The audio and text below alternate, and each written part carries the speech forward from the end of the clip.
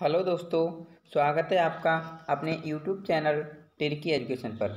दोस्तों, आज से मैं आपके लिए सीटेट के जितने भी पेपर हैं दोस्तों, यानी कि 2011 से लेकर दोस्तों, यानी कि 2011 से लेकर 2019 तक के सारे पेपर सॉल्व करवाऊंगा। ओके दोस्तों, विद एक्सप्लेनेशन, यानी कि दोस्तों विद एक्सप्लेनेशन यानी कि व्याख्या के साथ। ओके दोस्तों, तो इसलिए दोस्तों हमारे साथ वीडियो में बने रहिएगा। दोस्तों आज मैं आपको 2011 दोस्तों, यानी कि 2011 26 जून 2011 का पेपर दोस्तों मैं आपको आज करवा रहा हूँ दोस्तों। ओके, वो क्या है हमारा, यानी कि बाल विकास, यानी कि फर्स्ट पेपर। ओके दोस्तों तो वीडियो को ध्यान पे देखिएगा दोस्तों। वीडियो अच्छा लगे तो लाइक और सब्सक्राइब जरूर कीजिएगा।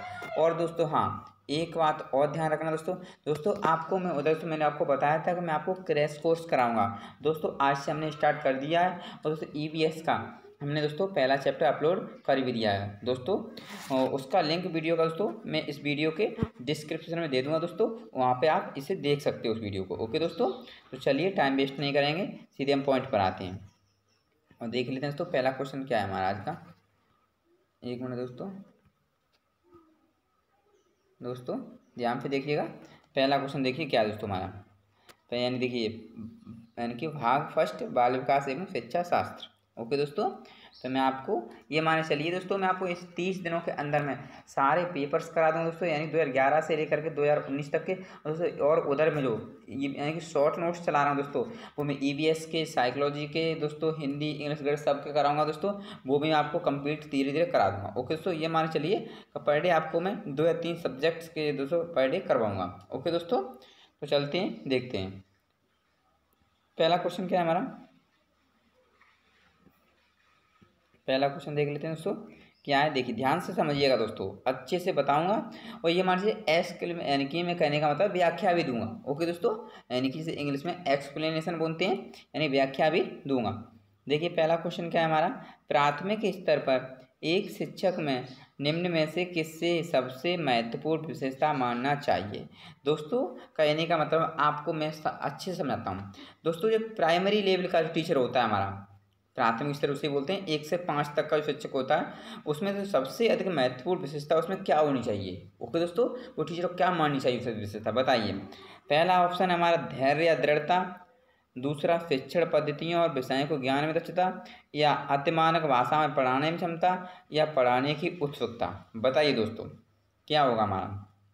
तो दोस्तों मैं उसके बाद में बताता हूँ। तो दोस्तों इसमें मैं आपको बताता हूँ इसमें क्या होना चाहिए। हमारा ऑप्शन नंबर फर्स्ट यानी कि पहला सही हो जाएगा।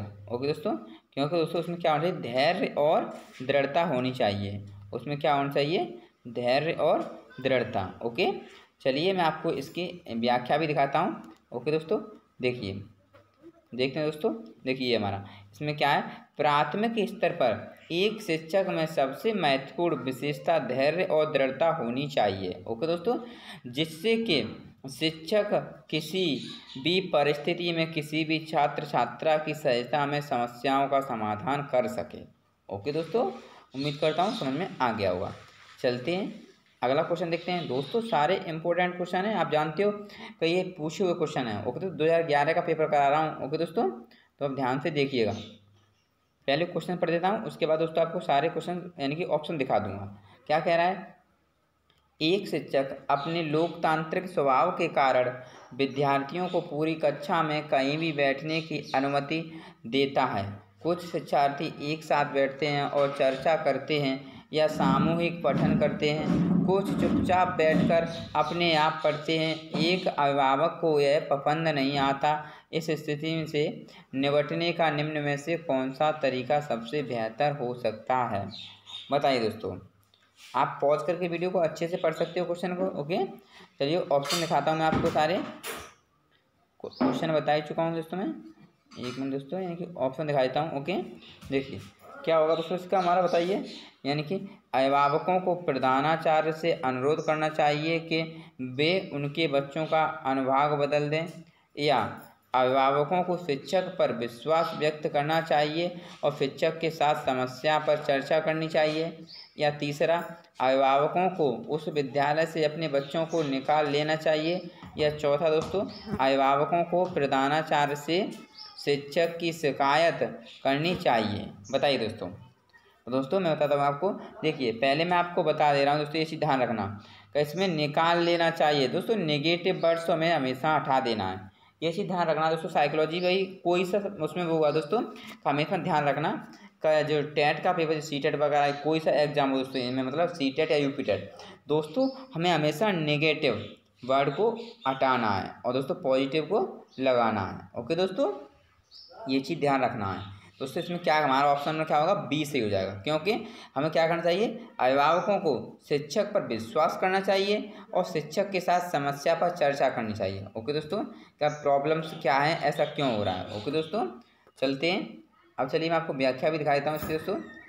क्या है देखिए, यदि कोई शिक्षक अपने लोकतांत्रिक स्वभाव के कारण अगर छात्रों को पूरी कक्षा में कहीं भी बैठने की अनुमति देता है, जिससे कि कुछ छात्र एक साथ बैठते हैं तथा चर्चा करते हैं, कुछ सामूहिक पठन करते हैं तथा कुछ चुपचाप बैठकर पढ़ते हैं, अगर इस स्थिति में छात्रों के बैठने पर किसी अभिभावक को परेशानी होती है या उन्हें ये ठीक नहीं लगता, तो सबसे पहले शिक्षक से बात करनी चाहिए तथा शिक्षक पर विश्वास करना चाहिए। ओके दोस्तों, तो चलते हैं। उम्मीद करता हूँ ये चीज़ समझ में आ गया होगा। ओके दोस्तों, आगे देख लेते हैं दोस्तों।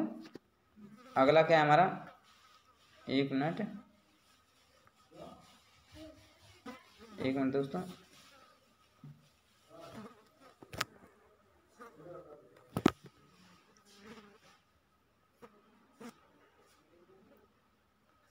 तीसरा क्वेश्चन क्या कह रहा है दोस्तों हमारा, देखिए वह अवस्था जब बच्चा तार्किक रूप से वस्तुओं व घटनाओं के विषय में चिंतन प्रारंभ करता है, वो क्या कहलाता है दोस्तों, तो समझना बात को। वह अवस्था जब बच्चा तार्किक रूप से वस्तुओं व घटनाओं के विषय में चिंतन प्रारंभ करता है, उसे क्या कौन सी अवस्था होती है, वो क्या होता है दोस्तों, औपचारिक संक्रियात्मक अवस्था होती है, या पूर्व संक्रियात्मक अवस्था, या मूर्त संक्रियात्मक अवस्था, या संवेदी प्रेरक अवस्था। तो दोस्तों पहले तो आपको ये आंसर दिख ही गया यहाँ से। ओके दोस्तों, चलिए आगे से इन्हें पहले शो नहीं कराऊंगा। ओके दोस्तों, हमारा इसमें क्या होगा, मूर्त संक्रियात्मक अवस्था। ओके दोस्तों, यानी कि हम बोलते हैं बाल्य अवस्था, यानी कि जो हमारी 7 से 11 या 12 कहीं लिखा देखा होगा दोस्तों। ओके, तो वो हमारी चलती है, उसे बोलते हैं। ओके दोस्तों, चलिए व्याख्या भी दिखाई देते हैं पूरी। देखिए दोस्तों क्या कह रहा है, मूर्त संक्रियात्मक अवस्था में बच्चा किसी वस्तुओं व घटनाओं के विषय में चिंतन प्रारंभ करता है। इस अवस्था का प्रारंभ 7 से 11 वर्ष होता है। इस अवस्था में बच्चा तार्किक चिंतन और वस्तुओं को समझने योग्य हो जाता है। ओके दोस्तों, चलिए आगे चलते हैं। उम्मीद करता हूँ समझ में आ गया होगा ये क्वेश्चन दोस्तों। ओके, चलिए अब देख लेते हैं ये चौथा क्वेश्चन, मन का मानचित्रण संबंधित है दोस्तों। क्वेश्चन क्या कह रहा है, मन का मानचित्रण संबंधित है किससे दोस्तों, देखिए साहसिक कार्यों की क्रिया योजना से, या मन का चित्र बनाने से, या मन की क्रियाशीलता पर अनुसंधान से, या बोझ यानी कि बोध बोलते हैं, बोध समझ यानी बोध, सॉरी बोध लिखा, बोध बढ़ाने की तकनीक से। बताइए दोस्तों मन का मानचित्रण संबंधित कैसे क्या है दोस्तों, बताइए किससे दोस्तों, यानी कि दोस्तों मैं बताता हूँ इसका ऑप्शन नंबर सी हमारा, यानी कि दोस्तों सी सही हो जाएगा। ओके दोस्तों, क्या हो जाएगा हमारा ऑप्शन नंबर सी सही हो जाएगा, यानी कि मन की क्रियाशीलता पर अनुसंधान से। ओके दोस्तों, तो कौन सा आ जाएगा हमारा ऑप्शन नंबर सी सही हो जाएगा। कैसे दोस्तों, देखिए मन का मानचित्रण का अर्थ है मन की क्रियाशीलता पर अनुसंधान से, अतः अर्थानुसार किसी कार्य को करने से पहले उसकी एक रूपरेखा मन में बना लेनी चाहिए। ओके दोस्तों, यानी कोई काम करते हो पहले से सोचते हैं। ओके दोस्तों, तो वही चीज़ इसमें कहा है इसने, तो कोई काम करने से पहले उसकी रूपरेखा मन में बना लेनी चाहिए। ओके, उम्मीद करता हूँ समझ में आ गया होगा। चलिए आगे चलते हैं दोस्तों और हम 5वां क्वेश्चन देखते हैं। ओके दोस्तों, हमारा 5वां क्वेश्चन दोस्तों क्या कह रहा है, देखते हैं दोस्तों। ओके, एक मिनट देखिए, विशेष रूप से प्राथमिक स्तर पर विद्यार्थियों की सीखने संबंधी समस्याओं को संबोधित करने का सबसे बेहतर तरीका क्या है दोस्तों, बताइए। इंपॉर्टेंट क्वेश्चन है दोस्तों। तो क्या दोस्तों इसका पहला ऑप्शन कह रहा है महंगी और चमकदार सहायक सामग्री का प्रयोग करना, या सरल और रोचक पाठ्य पुस्तकों का प्रयोग करना, या कहानी कथन पद्धति का प्रयोग करना, या क्षमता के अनुरूप विभिन्न शिक्षण पद्धतियों का प्रयोग करना। बताइए दोस्तों अगर आप थोड़ा से भी इसे गौर से दोस्तों सोचोगे तो फिर आपको पता है कि देखो हमें दोस्तों कोई किसी चीज़ का प्रलोभन नहीं देना, ये तो वैसे ही कट गया। ओके दोस्तों, और इतना भी हमें कोई ईजी नहीं बनाना दोस्तों। ओके, इससे बच्चा आलस में पड़ जाए। ओके दोस्तों, तो ये भी कट गया। हमारे ये 2 ऑप्शन बचे। अब इसमें बताइए दोस्तों, आपको पता है कि हमारा ऑप्शन में क्या हो जाएगा, डी, क्योंकि क्षमता के अनुसार दोस्तों। ओके, जैसे बच्चे की कैपेसिटी होगी हम उससे वैसा ही काम करवाएंगे। ओके दोस्तों, तो क्षमता के अनुरूप विभिन्न शिक्षण पद्धतियों का प्रयोग करना चाहिए। ओके दोस्तों, चलिए ऑप्शन देख लेते हैं ये क्या कह रहे हैं, यानी कि व्याख्या क्या बता रहा है इसमें। प्राथमिक स्तर पर विद्यार्थियों की सीखने संबंधी समस्याओं को संबोधित करने का सबसे बेहतर तरीका है कि अगर किसी शिक्षार्थी को कुछ समझाना है तो उसके लिए एक नहीं बल्कि उसके क्षमता के अनुसार उसे विभिन्न शिक्षण पद्धतियों का प्रयोग करना चाहिए ताकि प्राथमिक स्तर के छात्र को पूर्ण रूप से समझ सके। ओके दोस्तों, उम्मीद करता हूँ समझ में आ गया होगा दोस्तों। चलिए आगे चलते हैं, अगला क्वेश्चन देखते हैं दोस्तों हमारा क्या कह रहा है। एक मिनट दोस्तों, आगे देख लेते हैं। देखिए क्या कह रहा है स्ट्रॉन्ग क्वेश्चन दोस्तों, निम्न में से कौन सा शिक्षार्थियों में सृजनात्मकता का पोषण करता है। दोस्तों क्वेश्चन क्या कह रहा है, ये हमारा कह रहा है निम्न में से कौन सा शिक्षार्थियों में सृजनात्मकता का पोषण करता है। तो पहला ऑप्शन क्या कह रहा है, प्रत्येक शिक्षार्थी की अंतर्जात प्रतिभाओं का पोषण करने के लिए अवसर उपलब्ध कराना, या विद्यालयी जीवन के प्रारंभ से उपलब्धि यानी कि उपलब्धि होती है ना कि लक्ष्य बल देना। दोस्तों ये हमारा नेगेटिव वर्ड हो गया। ओके, ये बल देना, ये फोर्स करना, ये सब नेगेटिव चीज़ें हैं। ओके दोस्तों, हमें मतलब किसी चीज़ को विवश नहीं करते हैं, किसी मतलब इंसान को विवश यानी बच्चे को नहीं कर सकते हैं। ओके, तो ये तो हमारा वैसे ही कट गया। ओके दोस्तों, या परीक्षा में अच्छे अंकों के लिए विद्यार्थियों को कोचिंग करना, बिल्कुल नहीं दोस्तों, किसी भी चीज़ का हमें लालच नहीं देना है। ओके, या अच्छा शिक्षा के व्यवहारिक मूल्यों के लिए विद्यार्थियों का शिक्षण। ये बताइए, अब यहाँ 2 ऑप्शन बचे, इसमें से कौन सा होगा। ओके दोस्तों, तो मैं बताता हूँ दोस्तों आपको, हमारा ऑप्शन नंबर ए सही हो जाएगा, क्योंकि दोस्तों प्रत्येक शिक्षार्थी की अंतर्जात प्रतिभाओं का पोषण करने के लिए अवसर उपलब्ध कराना, यानी कि अवसर। ओके दोस्तों, ये हमारा पॉजिटिव वर्ड है। ओके, यानी करके सीखना। ओके दोस्तों, तो एक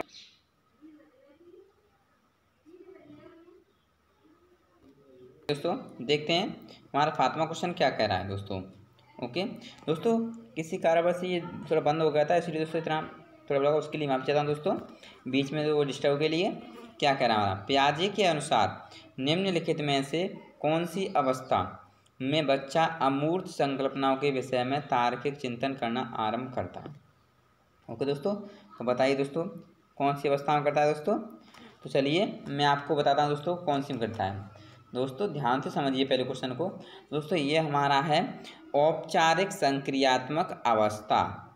ओके दोस्तों, यानी कि 12 वर्ष से ऊपर की अवस्था होती है, उसमें हमारी ये बच्चा जो है दोस्तों इनके तार्किक रूप से ओके दोस्तों अमूर्त संकल्पनाओं के विषय में तार्किक चिंतन करना आरंभ करता है। चलिए इसका एक्सप्लेनेशन दिखा देते हैं, यानी कि व्याख्या एक्सप्लेनेशन। ओके दोस्तों, औपचारिक संक्रियात्मक अवस्था 12 वर्ष एवं ऊपर औपचारिक संक्रियात्मक अवस्था संज्ञानात्मक विकास की अंतिम अवस्था है। यह 11 माह के बाद, यानी कि जो 11 वर्ष लिखा होगा, ओके दोस्तों ये महान है या कुछ भी नहीं, सॉरी ये वर्ष होगा यहाँ पे, 11 वर्ष के बाद मूल रूप से यह अवस्था तार्किक चिंतन की अवस्था है। ओके, चलिए आगे क्वेश्चन देख लेते हैं दोस्तों क्या कह रहा है हमारा 8वां क्वेश्चन।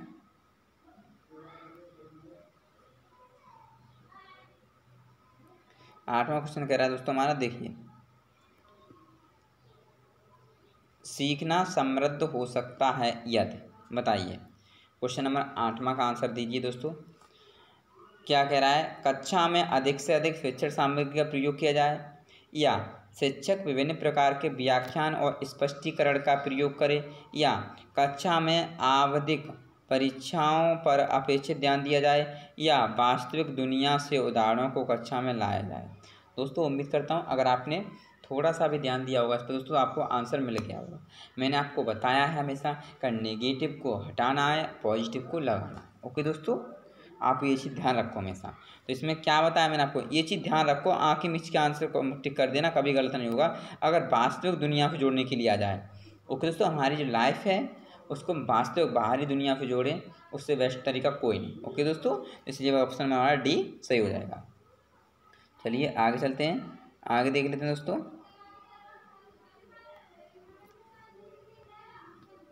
एक मिनट,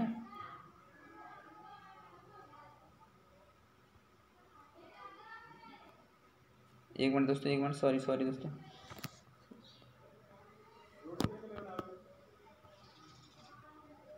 देखिए दोस्तों, चलिए दोस्तों, ये फ़ोटो पिक कर, यानी कि ये PDF पर दोस्तों ये आ गया है, उसके लिए माफ़ी चाहता हूँ। ओके दोस्तों, ये चीज़ दोस्तों मिस्टेक से आ गया है PDF पर। ओके, यहाँ की ये फ़ोटो मतलब क्लिक करते हुए आ गया यहाँ पर, ये PDF पर दोस्तों बनाते हुए। चलिए, निम्न में से कौन से कथन को सीखने की प्रक्रिया की विशेषता नहीं मानना चाहिए, बताइए दोस्तों।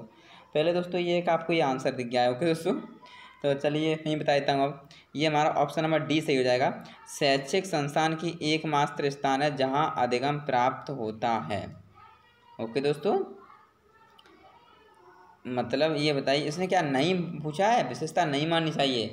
तो मैं बताता हूँ आपको इसका कहने का मतलब क्या था। इसने ये कहा था कि इसमें नेगेटिव पूछा तो इसलिए मैं नेगेटिव कहा, तो पॉजिटिव आंसर देना होगा ना। ओके दोस्तों, तो इसमें कहने का मतलब है ऐसा स्थान नहीं है, केवल यही पाठशाला ही नहीं है कि वहीं पर हम बच्चों को सब पढ़ा सकें। दोस्तों अगर बच्चा में रुचि है, पढ़ने की दोस्तों रुचि है, तो हम उससे कहीं पर भी उससे शिक्षा दे सकते हैं। ओके दोस्तों, यही इसमें बताया गया है। ओके दोस्तों, चलिए आगे चलते हैं, अगला क्वेश्चन देखते हैं। तो 10वां क्वेश्चन हमारा क्या कह रहा है। 5वीं कक्षा के दृष्टिबाधित विद्यार्थी, देखिए क्या कह रहा है पहला ऑप्शन, के माता पिता और मित्रों द्वारा उसे दैनिक कार्यों को करने में सहायता दी जानी चाहिए, या के साथ कक्षा में सामान्य रूप से व्यवहार किया जाना चाहिए और श्रव्य CD के माध्यम से सहायता उपलब्ध कराई जानी चाहिए, या के साथ कक्षा में विशेष व्यवहार किया जाना चाहिए, या के निचले स्तर के कार्य करने की छूट मिलनी चाहिए। बताइए दोस्तों बस ध्यान पे देखिए। चलिए मैं बताता हूँ आपको, इसका हमारा ऑप्शन नंबर दोस्तों बी सही हो जाएगा। क्योंकि हमें बच्चे को दोस्तों देखिए, बच्चों को क्या करना है, अगर दोस्तों सीधी सी बात है कोई बच्चा देख नहीं सकता है दोस्तों, तो उसकी आप उससे दैनिक कार्य में क्या हेल्प करोगे दोस्तों। पहले मेरी बात समझिए, आप ये तो है नहीं आप पर डे उठे चीज़ यानी कि उसका कार्य खुद ही सुनाओगे, ऐसा तो नहीं है कि आप ही टीचर को सुनाओगे, सुनाता उससे ही है। जैसे टीचर ने कोई कार्य दिया, अगर बच्चों ये जाइए बेटा अगर तुम्हें याद करके लाना, तो दोस्तों वही तो बच्चा सुनेगा, मतलब वही तो याद करके देगा। बट इतना है कि उसे दिखाई नहीं देता है, तुम क्या करेंगे उस CD के माध्यम से उसे ये चीज़ सुनने देंगे, जिससे वो उसे याद कर सके और समझ सके। ओके दोस्तों, उम्मीद करता हूँ समझ में आ गया होगा। चलिए आगे देखते हैं, अगला क्वेश्चन क्या कह रहा है हमारा। 11वां क्वेश्चन क्या कह रहा है दोस्तों, देखिए 11वां कह रहा है दोस्तों हमारा, निम्न में से कौन सा बच्चे की सामाजिक मनोवैज्ञानिक आवश्यकताओं के साथ संबंध नहीं है, बताइए दोस्तों। तो क्या क्या, पहला ऑप्शन संवेगात्मक सुरक्षा की आवश्यकता, या शरीर में अपशिष्ट पदार्थों का नियमित रूप से बाहर निकलना, या सान्निध्य संगति की आवश्यकता, या सामाजिक अनुमोदन अथवा सराहना की आवश्यकता। पहले क्वेश्चन को समझिए क्या कह रहा है। उसने ये कहा था कि कौन सा बच्चे की सामाजिक मनोवैज्ञानिक यानी कि समाज से कौन सा रिलेटेड यानी कि जो संबंधित नहीं है समाज से, ये बताना है दोस्तों। संवेग इमोशंस भी हमारे समाज से आते हैं, बिल्कुल, संगति भी हमारे समाज से आती है, और सामाजिक अनुमोदन भी आता है। बचा क्या हमारा, शरीर में अपशिष्ट, यानी जो सेकंड ऑप्शन है, शरीर में अपशिष्ट पदार्थों का नियमित रूप से बाहर निकलना, इससे समाज का कोई रिलेशन नहीं है, यानी संबंध नहीं है। ओके दोस्तों, हमारा ऑप्शन नंबर बी सही हो जाएगा। चलिए आगे चलते हैं, ऑप्शन नंबर 12 दोस्तों क्या कह रहा है, देखिए ध्यान समझिएगा दोस्तों। क्वेश्चन नंबर 12, वह कौन सा स्थान है जहाँ बच्चे के संज्ञानात्मक विकास को सबसे बेहतर तरीके से परिभाषित किया जा सकता है। दोस्तों बताइए, क्या वह विद्यालय एवं कक्षा पर्यावरण है, या सभागार है, या घर है, या खेल का मैदान है। दोस्तों बताइए दोस्तों, बहुत ईजी क्वेश्चन है ये तो। ओके दोस्तों, इसका हमारा ऑप्शन नंबर हो जाएगा ए सही। ओके दोस्तों, यानी कि हमारा क्या है, वो विद्यालय एवं कक्षा पर्यावरण। ओके दोस्तों, चलिए डेफिनेशन व्याख्या भी देख लीजिए। ओके दोस्तों, देखिए विद्यालय एवं कक्षा पर्यावरण के द्वारा ही बच्चे के संज्ञानात्मक अर्थात ज्ञान से संबंधी विकास को सबसे बेहतर तरीके से परिभाषित किया जा सकता है। ओके दोस्तों, चलिए आगे क्वेश्चन देखते हैं हम। अगला क्वेश्चन हमारा क्या कह रहा है दोस्तों, देखिए दोस्तों 13वां क्वेश्चन क्या है, डैड डैश को एक अभिप्रेरित शिक्षण का संकेतक माना जाता है। किसे माना जाता है दोस्तों? तो देखिए पहले तो ऑप्शन देखिए गया है इसमें। ओके, तो इसका ऑप्शन नंबर हमारा बी सही हो जाएगा। क्या दोस्तों? विद्यार्थियों द्वारा प्रश्न पूछना। ओके, इसने अब देखिए डेफिनेशन इसमें क्या कह रहा है व्याख्या में, विद्यार्थियों द्वारा प्रश्न पूछना एक अभिप्रेरित शिक्षण का संकेतक माना जाता है, क्योंकि अभिप्रेरक किसी भी व्यक्ति को व्यवहार करने के लिए शक्ति प्रदान करते हैं। छात्र अपने अधिगम संबंधी लक्ष्यों को तभी प्राप्त कर सकते हैं यदि वह अभिप्रेरित हैं। चलिए अब मैं समझता हूँ उसको नॉर्मल यानी कि परिभाषा दे करके। मेरा कहने का मतलब है कि बच्चा दोस्तों यानी अगर बच्चे का पढ़ने में मन नहीं होगा तो वो ये मान चलिए कोई भी काम यानी कि समय से और अच्छे से नहीं कर सकता है। ओके दोस्तों, अगर बच्चा ये मान चलिए उसका मन लग रहा है तो वो बच्चा रुचि लग रही है पढ़ने में, दोस्तों समय से कार्य भी कर लेगा और जो टीचर ने कार्य बताया वो भी कर लेगा। ओके दोस्तों, यानी कि समझ करके वो सुना भी देगा। ओके, तो वही चीज़ है इसमें। ओके, चलिए आगे देखते हैं अब अगला क्या कह रहा है हमारा दोस्तों। 14वां क्वेश्चन क्या कह रहा है, 14वां देखते हैं हम। देखिए दोस्तों 14वां क्वेश्चन कह रहा है, निम्न में से कौन सा बुद्धिमान बच्चे का लक्षण नहीं है। दोस्तों बताइए बुद्धिमान बच्चे का क्या लक्षण नहीं है दोस्तों? क्या वह जो प्रभावपूर्ण एवं उचित तरीके से संप्रेषण करने की क्षमता रखता है? बताइए दोस्तों क्या ऐसा है? या वह जो अमूर्त रूप से सोचता रहता है? या वह जो नए परिवेश में स्वयं को समावेश कर सकता है? या वह जो लंबे निबंधों को बहुत जल्दी रटने की क्षमता रखता है? उम्मीद करता हूँ क्वेश्चन को देख के आपको समझ में आंसर आ गया होगा। ओके दोस्तों, तो हमारा ऑप्शन नंबर डी सही हो जाएगा, क्योंकि इसने पूछा था कि लक्षण नहीं है बुद्धिमान व्यक्ति के। दोस्तों बुद्धिमान व्यक्ति कभी रटता नहीं है। ओके, बुद्धिमान तो वही हुआ ना, समझिएगा रट के कितना कर लेगा, क्या चीज़ कर सकता है। ओके दोस्तों, इसीलिए हमारा ऑप्शन नंबर क्या हो जाएगा, डी सही हो जाएगा। चलिए डेफिनेशन दिखा देते हैं, यानी कि जो इसकी व्याख्या है। देखिए, वे बच्चे जो किसी भी लंबे प्रश्न के उत्तर को समझने की जगह उसे रटने की क्षमता रखते हैं, रटने के छात्र उसे हल करने की कोशिश तो करते हैं लेकिन उससे समझ नहीं सकते, जिससे उसे आय के प्रश्नों में समस्या होगी। अतः रटना बुद्धिमान बच्चों का लक्षण नहीं है। ओके दोस्तों, बताया था मैंने आपको। चलिए आगे देखते हैं हम, क्वेश्चन नंबर अपना 15 देखते हैं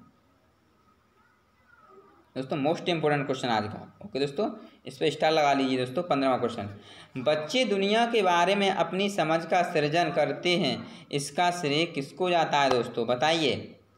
उम्मीद करता हूँ ये चीज़ भी समझ में आ गया होगा अगर आपने थोड़ा सा भी डेफिनेशन पढ़ा होगा दोस्तों। तो चलिए मैं बताता हूँ दोस्तों, इसका हमारा क्या है, जीन पियाजे जी। ओके दोस्तों, किसको जाता है इसका श्रेय? इसका जाता है जीन पियाजे को। ओके दोस्तों, क्योंकि पियाजे के अनुसार दोस्तों बच्चे दुनिया के बारे में अपनी समझ का सृजन करते हैं। ओके दोस्तों, पियाजे के अनुसार ही बच्चे, देखिए इसका व्याख्या दिखा देता हूँ।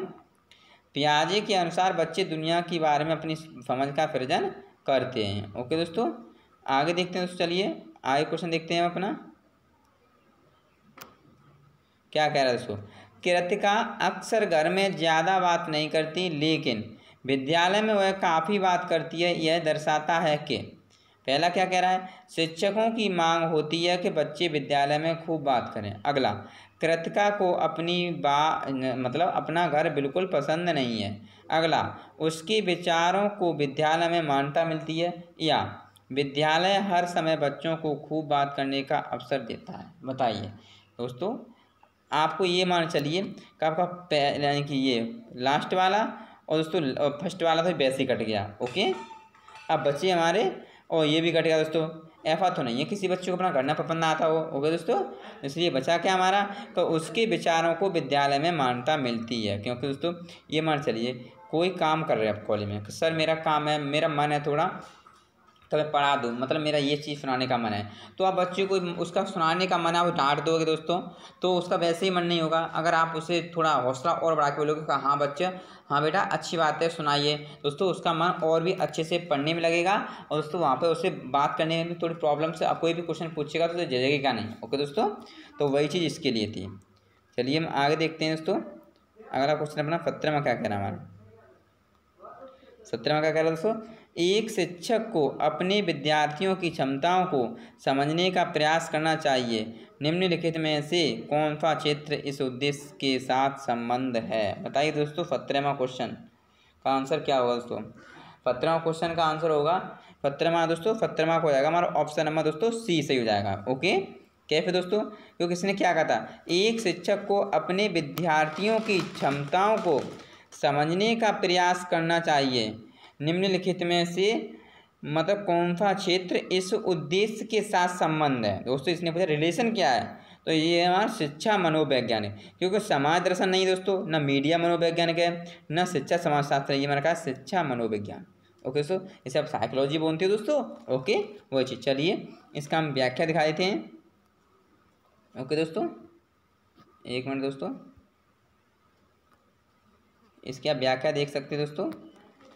देखिए, शिक्षा मनोविज्ञान शैक्षिक परिस्थितियों में बालक के व्यवहार का अध्ययन करके शिक्षण अधिगम प्रक्रिया को सरल, सुगम तथा प्रभावी बनाने का विज्ञान है।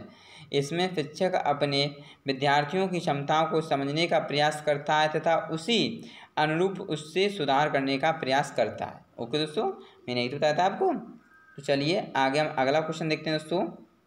हमारा ऑप्शन क्वेश्चन नंबर 18 में क्या कह रहा है, सीखने की प्रक्रिया में अभिप्रेरणा क्या है दोस्तों? अभिप्रेरणा समझते हो? तो किसी बात कह रहे हैं हमने उससे अभिप्रेरणा यानी प्रेरणा ली है। ओके, सीख बोलते हैं इसे। ओके, गांव की भाषा में कहते हैं क्या सीख लिए तुमने, ये गलत सीख में। ओके दोस्तों, तो वही चीज़ होती है। चलिए ऑप्शन क्वेश्चन नंबर 18 का ऑप्शन कौन सा हो जाएगा दोस्तों? बताइए। या ये हो जाएगा पिछले सीखे हुए को नए अधिगम से अलग करती है, या शिक्षार्थियों को एक दिशा में सोचने की योग्य बनाती है, या शिक्षार्थियों में सीखने के प्रति रुचि का विकास करती है, या शिक्षार्थियों की स्मरण शक्ति को पैना बनाती है। बताइए दोस्तों, इसने क्या कहा था, सीखने की प्रक्रिया में अभिप्रेरणा। ओके दोस्तों, क्या करती है दोस्तों? इसका ऑप्शन में हमारा सी सही हो जाएगा, क्योंकि दोस्तों शिक्षार्थियों में सीखने के प्रति रुचि का विकास करती है। क्या करती है दोस्तों? रुचि का विकास पैदा करती है। ओके दोस्तों, तो हमारा क्या आ जाएगा? ऑप्शन नंबर सी सही हो जाएगा। ओके दोस्तों, चलिए आगे देख लेते हैं अगला क्वेश्चन। 19वां क्या कह रहा है दोस्तों हमारा? देखिए, शिक्षा के क्षेत्र में पाठचर्या शब्दावली ... की ओर संकेत करती है। बताइए, शिक्षा के क्षेत्र में पाठचर्या पूछ रहा है दोस्तों। ओके, पाठचर्या। बताइए दोस्तों, 19वां क्वेश्चन कौन सा हो जाएगा दोस्तों? क्या ये हो जाएगा विद्यालय का संपूर्ण कार्यक्रम जिसमें विद्यार्थी प्रतिदिन अनुभव प्राप्त करते हैं, या मूल्यांकन प्रक्रिया, या कक्षा में प्रयुक्त की जाने वाली पाठ सामग्री, या शिक्षण पद्धति एवं पढ़ाई जाने वाली विषय वस्तु? बताइए दोस्तों, इसने क्या कहा था, शिक्षा के क्षेत्र में पाठचर्या शब्दावली की ओर संकेत करती है। तो क्या करती है दोस्तों? इसका हमारा ऑप्शन नंबर हो जाएगा ए सही, यानी कि विद्यालय का संपूर्ण कार्यक्रम जिसमें विद्यार्थी प्रतिदिन अनुभव प्राप्त करे। ओके दोस्तों, तो हमारा क्या हो जाएगा? ऑप्शन नंबर ए सही हो जाएगा। ओके दोस्तों, चलिए क्वेश्चन नंबर हम 20वां देख लेते हैं अपना। क्वेश्चन नंबर 20 दोस्तों क्या कह रहा है देखिए। तो क्वेश्चन नंबर 20 देखिए, निचली कक्षाओं में शिक्षण की खेल पद्धति मूल रूप से आधारित है। बताइए दोस्तों, क्वेश्चन नंबर 20 का आंसर दीजिए दोस्तों। चलिए मैं बताता हूँ। तो इसका हमारा ऑप्शन नंबर हो जाएगा दोस्तों बी। कैसे? देखिए, विकास एवं वृद्धि के मनोवैज्ञानिक सिद्धांतों पर इसने कहा था कि निचली कक्षाओं में शिक्षण की खेल पद्धति, निचली कक्षा जानते हो, नीचे वाली जो कक्षा होती हैं उसकी शिक्षण की खेल पद्धति मूल रूप से किस पर आधारित है? तो ये हमारी विकास एवं वृद्धि के मनोवैज्ञानिक सिद्धांत पर। ओके दोस्तों, तो हमारा ऑप्शन नंबर बी सही हो जाएगा। ओके, चलिए आगे देख लेते हैं दोस्तों, यानी क्वेश्चन नंबर 21 देख लेते हैं हम। 21 में क्या कह रहा है हमारा? देखिए दोस्तों, एक बच्चा अतीत की समान परिस्थिति में की गई अनुक्रियाओं के आधार पर नई स्थिति के प्रति अनुक्रिया करता है, यह किससे संबंधित है? पहले दोस्तों आप वीडियो को पॉज कर क्वेश्चन को अच्छे से समझिए, उसके बाद आंसर दीजिएगा। तो क्या दोस्तों ये प्रभाव का नियम है, या आवृत्ति का नियम है, या तत्परता का नियम है, या सादृश्यता का नियम है? बताइए दोस्तों। तो 21 का क्या हो जाएगा दोस्तों? 21 का हो जाएगा हमारा ऑप्शन नंबर डी सही हो जाएगा, क्योंकि ये हमारा क्या है, ये सादृश्यता का नियम है दोस्तों। ओके, सीखने का सादृश्यता का नियम है ये। ओके, चलिए तो हम आगे चलते हैं दोस्तों, टाइम वेस्ट नहीं करेंगे दोस्तों, थोड़ा जल्दी करेंगे क्योंकि वीडियो दोस्तों हमारी बहुत लॉन्ग हो गई दोस्तों। ओके, देखिए ये व्याख्या है उसकी, यानी कि 21 क्वेश्चन की। ओके, इसे आप पढ़ सकते हो। ओके दोस्तों, चलिए अब आगे देखते हैं हम, यानी कि हमारा क्या कह रहा है दोस्तों 22वां क्वेश्चन। तो 22वां कह रहा है दोस्तों डॉट डॉट डॉट प्रतिभाशाली होने का संकेत नहीं है दोस्तों। क्या नहीं है प्रतिभाशाली होने का संकेत? दूसरों के साथ झगड़ा करना, अभिव्यक्तियों में नवीनता, जिज्ञासा, सृजनात्मकता, विचार। दोस्तों पहले तो आपको समझ में आ गया होगा आंसर, ये तो आप बताने की इसमें ज़रूर नहीं है, इससे ईजी तो कोई क्वेश्चन हो ही नहीं सकता है। ओके, तो इसका ऑप्शन नंबर ए सही हो जाएगा। ओके दोस्तों, क्या तो दूसरों के साथ झगड़ा करना ये कोई प्रतिभा वाले बच्चे की पहचान नहीं है। ओके दोस्तों, चलिए आगे चलते हैं। 22वां क्वेश्चन ये हो गया हमारा। 23वां देखते हैं। 23वां क्या कह रहा है दोस्तों, देखिए विशेष आवश्यकता वाले बच्चों को शिक्षा उपलब्ध कराई जानी चाहिए। कैसे दोस्तों? विशेष विद्यालय में विशेष बच्चों के लिए विकसित पद्धतियों द्वारा, या विशेष विद्यालय में, या विशेष विद्यालयों में शिक्षकों द्वारा, या अन्य सामान्य बच्चों के साथ। बताइए दोस्तों 23 इसका कौन सा हो जाएगा ऑप्शन नंबर दोस्तों? दोस्तों इसका हो जाएगा हमारा यानी कि ऑप्शन नंबर डी, क्योंकि दोस्तों हमारी राष्ट्रीयचर्या यानी कि जो हमारी NCF 2005 के अनुसार दोस्तों ये हमारी समावेश शिक्षा की संस्कृति में कहा गया है कि सभी प्रकार के बच्चों को एक स्थान पर ही शिक्षा देनी चाहिए, चाहे वो दोस्तों नील हो, चाहे हाईएस्ट पढ़ने में अच्छा हो। ओके दोस्तों, तो हमारी NCF 2005 में ये चीज़ कहा गया है, क्योंकि समावेश शिक्षा तभी से। ओके दोस्तों, कि शिक्षा हमेशा सबको समान देनी चाहिए। ये देखिए इसमें लिखा भी है दोस्तों NCF 2005 के अनुसार। ओके, क्योंकि शिक्षा देने में भेदभाव नहीं करना चाहिए दोस्तों। ओके, चलिए अगला क्वेश्चन है आकलन को उपयोगी और रोचक प्रक्रिया बनाने के लिए डैट डैट डैश के प्रति सचेत होना चाहिए। क्या कहा था अपने? आकलन को उपयोगी और रोचक प्रक्रिया बनाने के लिए मतलब सचेत किससे होना चाहिए? बताइए दोस्तों 24 जल्दी फॉर्म पर दीजिए दोस्तों। तो क्या हो जाएगा हमारा इसका ऑप्शन नंबर बी सही हो जाएगा, क्योंकि शैक्षिक और शैक्षिक क्षेत्रों में विद्यार्थियों के सीखने के बारे में जानकारी प्राप्त करने के लिए विविध तरीकों को प्रयोग करना। ओके दोस्तों, तो ये हमारा क्या हो जाएगा ऑप्शन नंबर बी सही हो जाएगा। ओके दोस्तों, चलिए अब देखते हैं हम 25 देखते हैं दोस्तों। ये तो मोस्ट इम्पोर्टेंट क्वेश्चन लगाइए यहाँ पे, ये मोस्ट इम्पोर्टेंट।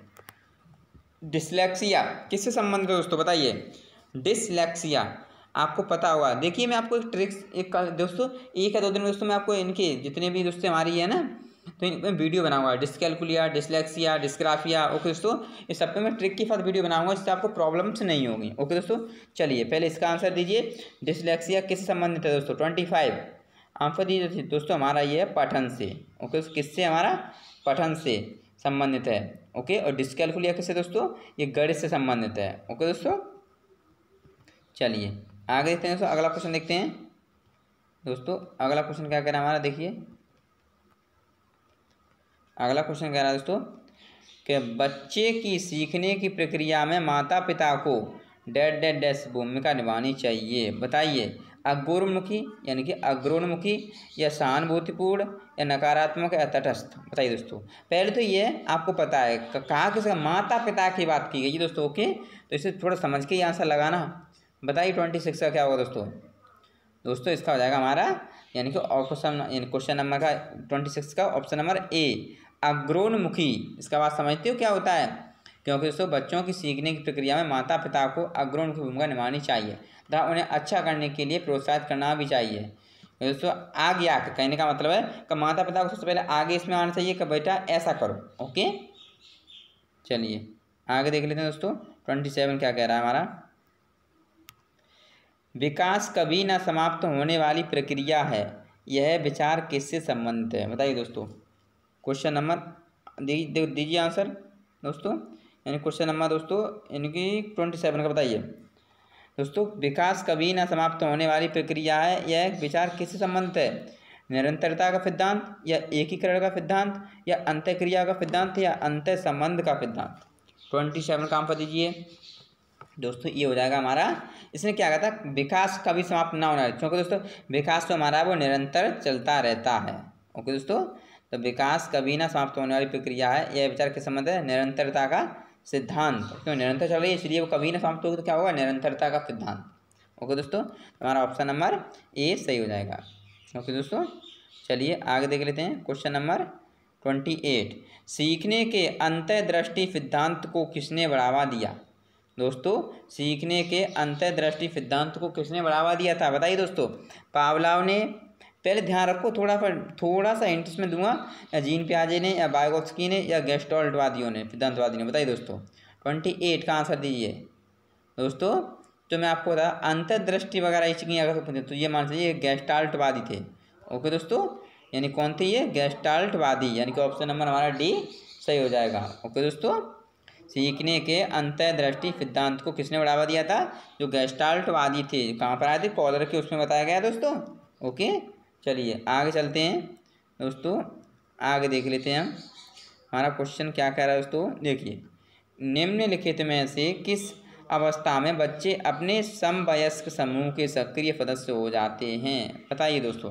29 का आंसर दीजिए दोस्तों। या प्रौढ़ अवस्था में ही हो जाते हैं, या पूर्व बाल अवस्था में, या बाल अवस्था में, या किशोर अवस्था में। तो ये चीज़ तो आपको पता ही होगा, बहुत ईजी क्वेश्चन है दोस्तों। इसने क्या कहा था, निम्नलिखित में से किस अवस्था में बच्चे अपने समवयस्क समूह के सक्रिय सदस्य हो जाते हैं। दोस्तों ये हमारी होती है यानी कि किशोर अवस्था।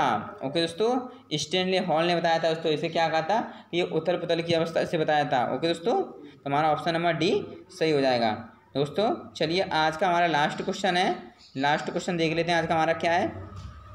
बच्चों के बौद्धिक विकास की 4 विशिष्ट अवस्थाओं की पहचान की गई है। दोस्तों आज का हमारा ये लास्ट क्वेश्चन है इस प्रैक्टिस सेट का, यानी ये बाल विकास का मैं करा था दोस्तों उसका। ओके, क्या है, बच्चों के बौद्धिक विकास की 4 विशिष्ट अवस्थाओं की पहचान की गई है, बताइए किसके द्वारा, एरिकेसन के द्वारा, पियाजे के द्वारा, स्किनर के द्वारा, या कोलबर के द्वारा, बताइए दोस्तों किसके द्वारा।